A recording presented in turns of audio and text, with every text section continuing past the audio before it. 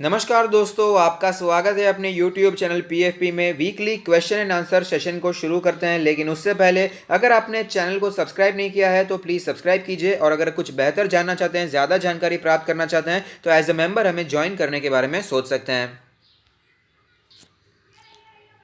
सबसे पहला कमेंट है, hi PFP sir, no questions from my side, you are doing great work, please keep it up. Thank you sir, आपके motivation के लिए आपका बहुत बहुत धन्यवाद। Long term view on Happiest Minds and IEX, तो मेरा मानना है दोनों ही अच्छी कंपनीज है। आईएक्स तो देखिए मोनोपोली वाला बिजनेस में, तो ऑफकोर्स यहाँ पर लॉन्ग टर्म में कोई डाउट नहीं है। और हैप्पीएस्ट माइंड्स के बारे में बात करें तो ये भी बहुत ही अच्छी कंपनी है। इनके जो प्रमोटर्स है आईटी सेक्टर में जाने माने हैं, उनका एक्सपीरियंस बहुत ही अच्छा है, तो मैनेजमेंट अच्छा होना बहुत ही जरूरी होता है, जो कि यहाँ पर हमें दिखाई भी दे रहा है। और स्मॉल कैप आईटी स्टॉक्स में अगर आप निवेश करना चाहते हैं तो हैप्पीएस्ट माइंड्स आपके लिए एक अच्छी चॉइस हो सकता है, क्योंकि इसका वैल्यूएशन भी ज़्यादा महंगा नहीं है और लॉन्ग टर्म के लिए काफ़ी अच्छा स्टॉक भी है। डिजिटल में काफ़ी अच्छा कामकाज करता है, तो यहाँ पर आप निवेश करना चाहते हैं तो कर सकते हैं। Hi PFP, you are doing a good job, could you suggest some stocks where we can follow monthly SIP strategy, I am looking long term at least 5 to 7 years। तो देखिए जनरली मैं स्टॉक्स में एसआईपी सजेस्ट नहीं करता है। SIP करना है तो किसी म्यूचुअल फंड में कीजिए। स्टॉक्स में मैं बाय ऑन डिप से आपको सजेस्ट करता हूँ, लेकिन अगर आपको एसआईपी करना ही करना है स्टॉक्स में तो यहाँ पर मैं आपको सजेस्ट करूंगा कि सिर्फ और सिर्फ मार्केट लीडर स्टॉक्स में ही निवेश कीजिए।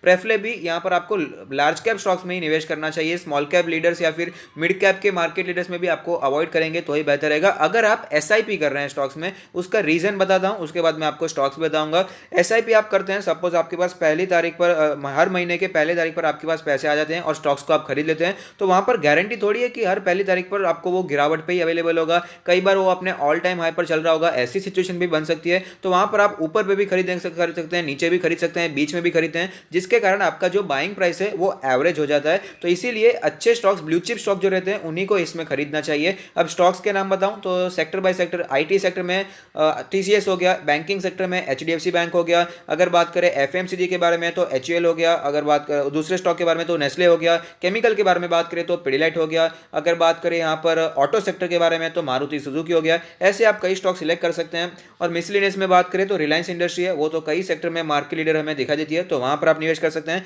ऐसे आप यहाँ पर स्टॉक्स को सिलेक्ट कर सकते हैं और वहां पर एसआईपी कर सकते हैं। नेक्स्ट है buying level of fine Organics for long term, thanks for your effort. तो यहाँ पर देखिए, इस पर मैंने ऑलरेडी वीडियो बना दिया है, उसे आप रेफर कर सकते हैं। What about HDFC AMC buying, तो best stocks to buy now के वीडियो में, इस हफ्ते के वीडियो में हमने ऑलरेडी इसे कवर किया है, वहाँ पर आप रेफर कर सकते हैं। Love your best stocks to buy series, thanks a lot, I have invested 15 lakhs in 58 stocks and all fundamentally strong, is there any need to reduce stocks from my portfolio or keep it as is।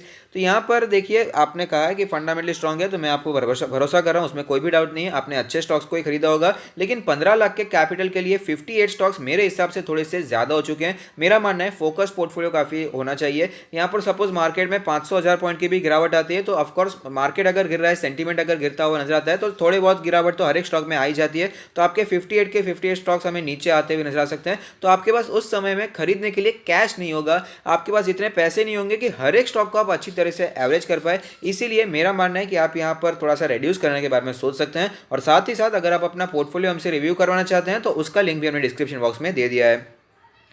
Next question है, your views on Monte Carlo, INOX wind and Equitas holdings. तो अगर Monte Carlo के बारे में बात करें तो यहाँ पर अगर आप रहना चाहते हैं तो रह सकते हैं। फिलहाल अच्छा मोमेंटम भी बना हुआ है, लेकिन आपको ये पता होना चाहिए ये बहुत ही छोटी कंपनी है, मार्केट कैप ये 1000 करोड़ से भी कम की हमें दिखा देती है। तो बहुत ही ईजी है यहाँ पर इसे मैनिपुलेट करना, बहुत ही तेजी से ऊपर भी लेकर जा सकता है और बहुत तेजी से नीचे भी आ सकता है। तो ये वॉलेटिलिटी के लिए आपको तैयार रहना चाहिए। आइनॉक्स विंड के बारे में बात करें तो मैं इसका बड़ा फैन नहीं हूँ, बहुत ही गिरावट इसको लिस्टिंग के बाद हमें देखने को मिली है और एक लॉस मेकिंग कंपनी है, तो इसे आप अवॉइड करेंगे तो भी चलेगा। इक्विटास होल्डिंग के बारे में बात करें तो ये एक्चुअली अच्छी कंपनी है, जहां पर आप होल्ड करने के बारे में सोच सकते हैं। और फिलहाल जो मोमेंटम बना हुआ है, अगर ये 80 के ऊपर डिसाइसिवली तोड़ देता है वॉल्यूम के साथ, 90 पर, हमें 95 पर नॉर्मली ये ट्रेड करता हुआ अगर नजर आ जाता है, तो ये स्टॉक हमें ऊपर जाकर 125, 130, 140 के भी लेवल्स यहां पर हमें देखने को मिल सकते हैं, क्योंकि 80 रुपीज का रेजिस्टेंस बहुत ही बड़ा है और डिसाइसिवली अगर ये टूट जाता है तो अच्छी तेजी हमें कंटिन्यू रहती हुई नजर आ सकती है।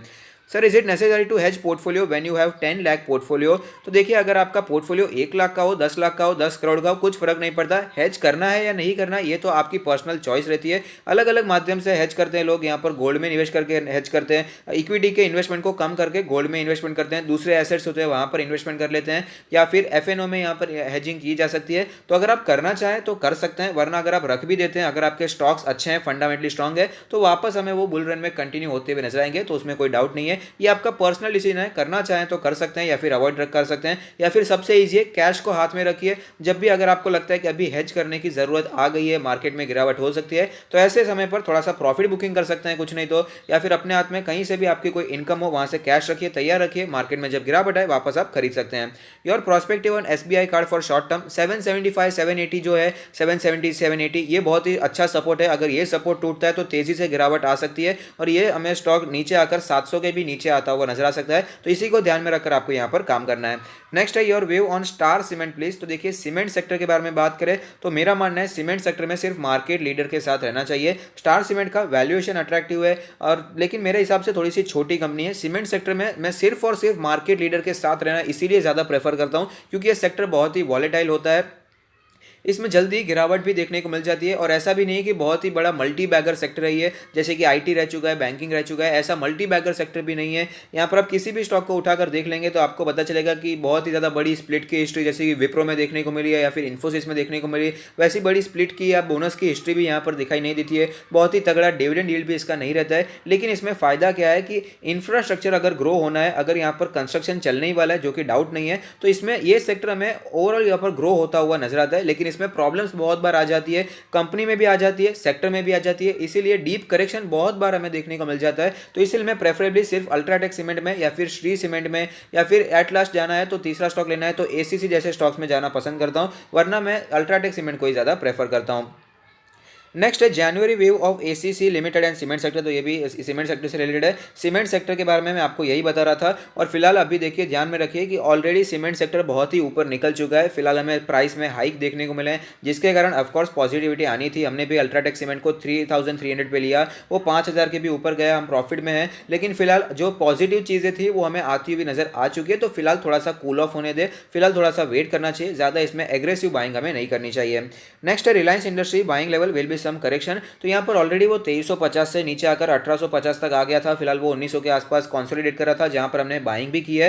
तो यहाँ पर बाइंग करना चाहते हैं तो जो फिलहाल जो सपोर्ट चल रहा है करंट मार्केट प्राइस है वो भी बिल्कुल भी बुरा नहीं है। 2000 के नीचे हमें ट्रेड करता हुआ नजर है, हमने भी कुछ 1950 के आसपास इसे खरीदा है और करेक्शन आना ऑफकोर्स आ सकता है। कल का दिन बहुत ही इंपॉर्टेंट है। जो भी फिलहाल हमें बीपी के साथ डील हुई थी उसका एक्सप्लोरेशन शुरू होता हुआ नजर है, उसका कामकाज हमें प्रोजेक्ट शुरू होता हुआ नजर है, तो ये बहुत ही अच्छी बात है। उसका क्या रिएक्शन आता है, मार्केट क्या देता है, और साथ ही साथ अभी फ्यूचर का और अमेजॉन के बीच में जो डिस्प्यूट चल रहा था दिल्ली हाईकोर्ट उस पर कल ये अपना वर्डिक्ट सुनाने वाली है, तो ये भी काफी इंपॉर्टेंट रहने वाला है। Looking to clean up my portfolio, I mean minor profit in UPL, CONCOR, ONGC, GAIL, Coal India, SBI, Rajesh expo.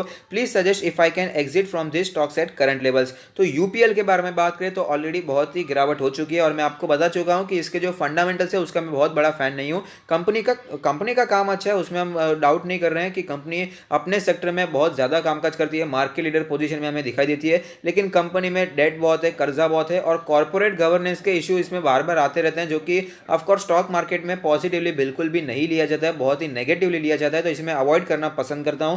Concor के बारे में बात करें तो कॉनकॉर देखिए स्लो शेयर है, उसमें कोई डाउट नहीं है, लेकिन प्राइवेटाइजेशन की न्यूज़ यहां पर भी आती हुई नजर आ सकती है। आगे आने वाले 1-2 साल में यहां पर जल्दी प्राइवेटाइजेशन किया जैसा ऐसा ऑलरेडी न्यूज़ आ चुकी है, तो यहां पर उसके चलते भारी तेजी हमें दिखाई दे सकती है। तो रखना चाहे तो थोड़ा सा वेट करना पड़ सकता है और स्लो शेयर भी है, तो यहां पर आपका पर्सनल डिसीजन है, वेट कर सकते हैं तो रखिए, बुरी कंपनी नहीं है। नेक्स्ट है ओएनजीसी। तो ओएनजीसी के बारे में बात करें तो ओएनजीसी हो गया, गेल हो गया, कोल इंडिया हो गया, ये तीनों स्टॉक्स मैं डिविडेंड इन्वेस्टिंग के लिए ही बाय करता हूं, उसके अलावा बाय करना पसंद नहीं करता। डिविडेंड इन्वेस्टिंग की मेरी जो पर्सनल मैं फॉलो करता हूं स्ट्रेटेजी, उसकी लिंक मैंने डिस्क्रिप्शन बॉक्स में दे दी है। मैं उसे शेयर्स को खरीदता हूं, अगर मुझे 30% से ज़्यादा का प्रॉफिट होता है तो मैं बेच कर निकल जाता हूं, अगर नहीं होता है तो मैं अपने पोर्टफोलियो में रखता हूं, उसका डिविडेंड एंजॉय करता हूं।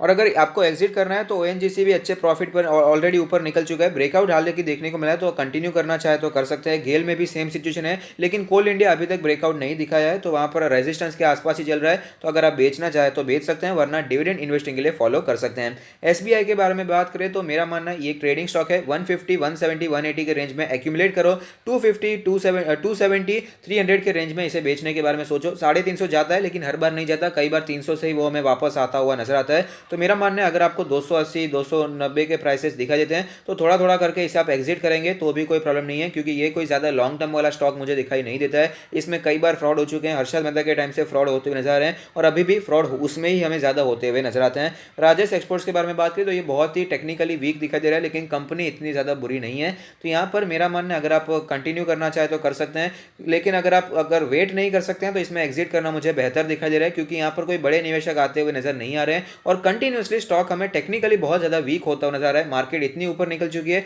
लेकिन स्टॉक में इतना ज़्यादा मोमेंटम दिखाई नहीं दिया है। Please suggest if I, okay answer तो दे दिया है। नेक्स्ट है, your videos and content are very informative and to the point, keep up the good work, may God bless you, wish you all the best. Thank you sir. Sir what are good levels to average Voltas and Polycab? तो वोल्टास के लिए तो फिलहाल 750 का level बहुत ही अच्छा है। अगर गिरावट आती है 750, 740, 730 के लेवल दिखाई देते हैं तो वहाँ पर थोड़ा सा खरीद सकते हैं। पॉलीकैप के बारे में बात करें तो 800 के लेवल पर खरीदा था। वोल्टास तो एक्चुअली 450 के लेवल पर खरीदा था, फिलहाल तो बहुत भाग चुका है। पॉलीकैप भी हमने 800 के लेवल पर खरीदा और फिलहाल 1000 के ऊपर चल रहा है। तो यहाँ पर अगर आप बाइंग करना चाहते हैं तो 1000 का लेवल इसका अच्छा सपोर्ट बनेगा, तो उसके हिसाब से बाइंग करने के बारे में सोच सकते हैं। Please advice how to accumulate average stocks when they rise? तो जब भी कोई स्टॉक ऊपर जाता है तो लगातार अपर सर्किट में नहीं जाता, उसमें कभी ना कभी करेक्शन आता है, कंसोलिडेशन आता है। जब भी स्टॉक ऊपर जाता है तो धीरे धीरे अपने 20 डेज के मूविंग एवरेज के आसपास आता है, वहां पर सपोर्ट लेने की कोशिश करता है और वापस हमें ऊपर जाता हुआ नजर आता है, कंसोलिडेट करता है। तो इस लेवल पर आप बाइंग के बारे में सोच सकते हैं, इसे वापस एक्यूमुलेट करने के बारे में सोच सकते हैं। Do we wait for crash like 2020 और let the average cost of holding up by going up by buying at higher levels? तो देखिए भाई, क्रैश 2020 का अगर आप मार्च 2020 के क्रैश का वेट करेंगे, ये बार बार नहीं होता, ये 5-10 सालों में एक बार होता है। तो ऐसे आप वेट करेंगे तो आपको बहुत समय लग जाएगा। और अगर आप बाइंग करना चाहते हो तो भले ही आपका एवरेज कॉस्ट अच्छा ऊपर जाता है, उसमें कोई प्रॉब्लम नहीं है, लेकिन कंपनी अच्छी होनी चाहिए। What is the buying level for Relaxo? तो रिलैक्सो के बारे में हमने ऑलरेडी चर्चा की थी, हमने बाइंग भी किया था, 600 के नीचे बाइंग किया था। फिलहाल तो काफ़ी भाग चुका है, हमें यहाँ पर ब्रेकआउट देखने को मिला है। 780 का लेवल स्ट्रॉन्ग रेजिस्टेंस था, तो अगर आप बाय करना चाहते हैं तो कर सकते हैं, लेकिन ये एक टेक्निकल बाय होने वाला है। I want to buy good IT and FMCG sector stock for long term which is best in low price? तो लो प्राइस में आपको दोनों बताऊंगा, ऐसे स्टॉक बताऊंगा जो कि आपको सस्ते, मतलब 100 रुपये 200 रुपये वैसे मिल रहे हैं, और साथ ही साथ ऐसे भी जिसका वैल्यूएशन भी काफ़ी अट्रैक्टिव हो। तो IT में मेरे हिसाब से हैप्पीएस्ट माइंड्स अच्छी कंपनी है, गुड कंपनी है, जो कि प्राइस भी 350 के आसपास है, उसका वैल्यूएशन भी अट्रैक्टिव है। FMCG के बारे में बात करें तो ये प्योर FMCG नहीं है, लेकिन FMCG में अच्छा काम है। ITC 210 का इसका प्राइस है और इसका वैल्यूएशन भी बहुत ही अट्रैक्टिव दिखाई देता है। Please tell us about Hindustan food limited, is it a good share और नॉट फॉर लॉन्ग टर्म? बहुत ही अच्छा शेयर है, कॉन्ट्रैक्ट मैन्युफैक्चर है, FMCG का अच्छा शेयर है, लेकिन ऑलरेडी भाग चुका है क्योंकि FMCG में अच्छी तेजी देखने को मिली है। FMCG का जो प्रोडक्शन था वो हमें लॉकडाउन पीरियड में उसके बाद भी बढ़ता हुआ ही नजर आया है, तो इसके कारण जो कॉन्ट्रैक्ट मैन्युफैक्चर स्टॉक्स हैं वो हमें दौड़ते हुए नजर आए हैं। और फिलहाल थोड़ा सा वेट करना चाहिए क्योंकि स्मॉल कैप है, इसमें करेक्शन आएगा तो 30-40% का करेक्शन तो ऐसे ही हमें देखने को मिल जाता है। Is it wise to enter KEI industry at 480 for target of 520 in a couple of week in BOD strategy? तो यहाँ पर देखिए KEI इंडस्ट्री हमने खरीदा 335 पे खरीदा, हम 40% से भी ज्यादा के प्रॉफिट में अभी बैठे हुए हैं, लेकिन अभी फिलहाल खरीदना 520 के टारगेट के लिए, इसमें रिस्क बहुत ही ज्यादा है और रिवॉर्ड बहुत ही कम है, क्योंकि ये 320 335 से लगातार दौड़ता जा रहा है। बीच में सिग्निफिकेंट करेक्शन 5-10% का भी हमें करेक्शन ज्यादा देखने को नहीं मिला है। तो इसीलिए जब ये स्टॉक दौड़ जाते हैं उसके बाद ही रेटिंग्स आते हैं कि अगर इसका टारगेट ऊपर दिया है, तो इसमें मैं ज्यादा मानता नहीं हूं कि स्टॉक दौड़ गए उसके बाद इतना खरीदना, वो भी थोड़े से प्रॉफिट के लिए, तो इसमें रिस्क बहुत ही ज्यादा है, रिवॉर्ड बहुत ही कम मुझे दिखाई देता है। How is Nesco for long term investment? मेरे हिसाब से बहुत ही अच्छा स्टॉक है, अच्छा काम करता है अपने सेक्टर में, और इसके जो मैनेजमेंट है वो बहुत पॉजिटिव दिखाई दे रहे हैं, कंपनी को ग्रो करना चाहते हैं, अपने कंपनी को एक्सपांड करना चाहते हैं, तो मेरे हिसाब से नेस्को में लॉन्ग टर्म के लिए निवेश। नेक्स्ट क्वेश्चन है, sir we want to know level for PVR and Bata IRCTC level as they are not 52 week high, there are fundamental analysis. तो देखिए तीनों स्टॉक्स तो अच्छे ही हैं। IRCTC करंट मार्केट प्राइस पे खरीदना चाहें तो खरीद सकते हैं, बाटा तो हमने खरीदा भी था, फिलहाल ऊपर भी निकल चुका है, रेजिस्टेंस फिलहाल हमें ये तोड़ता हुआ नजर नहीं आ रहा है, तो 1550 या 1500 के आसपास आ सकता है, तो वहां पर खरीदने के बारे में सोच सकते हैं। PVR के बारे में बात करें तो इसका फिलहाल जो सपोर्ट बनकर आता है 1380 का स्ट्रॉन्ग सपोर्ट है, अगर वो सपोर्ट टूट जाता है तो 1320 के आसपास भी स्टॉक आता हुआ नजर आ सकता है, और वहां पर आप बाइंग के बारे में सोच सकते हैं। नेक्स्ट क्वेश्चन है योर व्यू ऑन भारत रसायन both long term and short term. Long term के लिए अच्छा स्टॉक है और शॉर्ट टर्म के लिए थोड़ा सा करंटली वीक हो चुका है। 9,000 का लेवल अगर ये टूट जाता है तो 8,500 का लेवल हमें दिखाई दे सकता है। I have Adani green 60 at 370, Affle 8 1970, Astec life sciences 10 at 560। Should I book profit और होल्ड फॉर लॉन्ग टर्म? तीनों ही स्टॉक्स ओवरऑल अच्छे हैं, लेकिन अडानी ग्रीन के बारे में बात करें तो इसका फिलहाल तो वैल्यूएशन इसके बिल्कुल भी जस्टिफाई नहीं कर रहा है। होल्ड करना चाहते हैं कर सकते हैं, भारी तेजी हमें देखने को मिली है, या फिर आप प्रॉफिट बुकिंग करना चाहें तो पार्शियली प्रॉफिट बुकिंग के बारे में सोचा जा सकता है। नेक्स्ट है एफले। तो एफले को मेरे हिसाब से आपको कंटिन्यू होल्डिंग करना चाहिए। स्टॉक अच्छा है, हमने कुछ 1500 के आसपास खरीदा था, 1600 के आसपास खरीदा था और ऑलरेडी बहुत ज़्यादा भाग चुका है। फ्रेश बाइंग करना थोड़ा सा भी फिलहाल रिस्की दिखाई दे रहा है, लेकिन आपको कंटिन्यू होल्डिंग करना चाहिए। डिजिटल बिजनेस का कामकाज है, यहाँ पर आप कंटिन्यू होल्डिंग करेंगे तो लॉन्ग टर्म में अच्छा ग्रोथ आपको देखने को मिल सकता है। एस्टेक लाइफ साइंसेज के बारे में बात करें तो यहाँ पर भी बहुत ही भारी मात्रा में तेजी देखने को मिली है। मार्च के क्रैश के बाद बहुत ही भाग चुका है। ये स्मॉल कैप स्टॉक्स जो रहते हैं वो ऐसे ही भागते हैं, फिर गिरावट भी हमें देखने को मिल जाती है। फिर 1-2 साल तक ये हमें अंडर परफॉर्म करते हुए नजर आते हैं और इसका जो वैल्यूएशन है वो भी स्मॉल कैप कंपनी के लिए ऑलरेडी काफी ऊपर निकल चुका है, तो प्रॉफिट बुकिंग करना अच्छा समय मुझे दिखाई देता है। IRCTC 1488 buying, I will hold it, please answer. Of course आप होल्ड कीजिए, लॉन्ग टर्म के लिए अच्छा है, मोनोपोलिस्टिक नेचर है। नेक्स्ट है सर मेरे डेबिट कार्ड से पेमेंट नहीं हो रही है, प्लीज़ और कोई पेमेंट ऑप्शन बता दो। तो एक्चुअली इसमें हम कुछ नहीं कर सकते हैं। यूट्यूब जो आपको पेमेंट ऑप्शन बता रहे हैं उन्हीं में से आपको कोई फॉलो करना पड़ेगा, ये हमारे हाथ में नहीं होता है। आप यहाँ पर फिर से ट्राई कर सकते हैं, दूसरे किसी कार्ड से ट्राई कर सकते हैं। कोई टेक्निकल इशू होगा या आप कई मुझे मेल आए, लेकिन ये टेक्निकल इशू था और यूट्यूब खुद उसे रिजॉल्व कर देता है और यहाँ पर आप फिर से पेमेंट कर सकते हैं। सर HL लॉन्ग टर्म के लिए कैसा है? तो HL या फिर BDL के बारे में बात करें, जो भी स्टॉक्स पर्टिकुलरली डायरेक्टली ऐसे मिसाइल्स बनाते हैं या फिर ऐसे जो उपकरण बनाते हैं जो कि डिफेंस में बहुत ज़्यादा यूज़ होते हैं, तो ऐसे स्टॉक्स में मेरा मानना है कि आपको निवेश थोड़ा सा कम करना चाहिए या फिर अवॉइड करेंगे तो भी बेहतर रहता है। इसमें सपोज HL ने कोई मिसाइल बनाई है तो वो टेस्टिंग में जाती है, उसका फिर उसका टेस्ट होता है ये अच्छा है नहीं है, कमर्शियल प्रोडक्शन तो बहुत बाद में होता है, तो इसके कारण इसमें बहुत ज़्यादा हमें टाइम लग जाता है कंपनी को परफॉर्म करने के लिए, इसलिए मैं इसे अवॉइड करना पसंद करता हूं। लेकिन अगर आपको डिफेंस में कुछ पसंद है तो मिधानी एक अच्छा स्टॉक हो सकता है जहां पर आप निवेश करने के बारे में सोच सकते हैं, क्योंकि वो मेनली जो उसका स्टील प्रोडक्ट्स है, एलॉयज है, ये सब प्रोवाइड करता है, जिसमें ज़्यादा कुछ टेस्टिंग की ज़रूरत बिल्कुल भी नहीं होती है। ऑफकोर्स थोड़ी सी टेस्टिंग की जरूरत होती है, लेकिन ज़्यादा इतनी नहीं जितना HL के प्रोडक्ट्स में हमें दिखाई देती है। तो यही थे कुछ क्वेश्चन आंसर। अगर आपको ये वीडियो पसंद आता है तो लाइक कीजिए, शेयर कीजिए, कमेंट कीजिए, सब्सक्राइब कीजिए और मुझे मोटिवेट कीजिए। Thank you, stay happy, happy investing.